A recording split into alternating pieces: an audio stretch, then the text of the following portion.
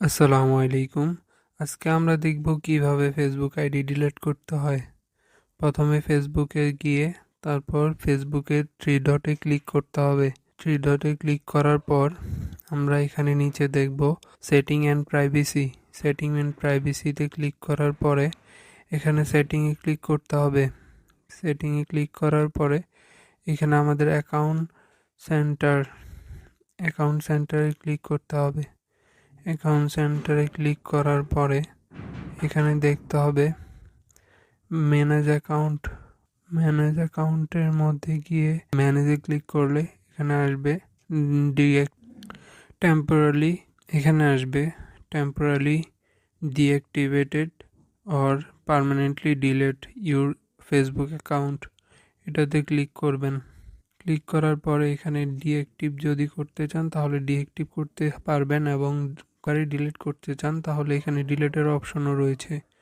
ডিলিটে click করে কন্টিনিউতে click করবেন। ক্লিক করার পর আপনার এখানে যত অ্যাকাউন্ট ছিল আগে সবগুলো দেখাবে, এবং পোস্ট সহ কতগুলো পোস্ট আপনার রয়েছে, হিস্ট্রি কতগুলো রয়েছে, ফটো কতগুলো রয়েছে সব কিছুই দেখাবে। তারপর কন্টিনিউ দিবেন। কন্টিনিউর পরে এখানে লেখা থাকবে বিভিন্ন রকম তথ্য। I just need a break, my account was hacked, বিভিন্ন কারণ দেখিয়ে তারপর আপনার অ্যাকাউন্ট ডিলিট করতে হবে। আমি এখন I just need a break click করলাম।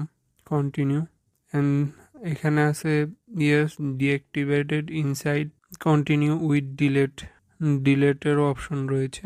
কন্টিনিউ উইথ ডিলেটে ক্লিক করলাম।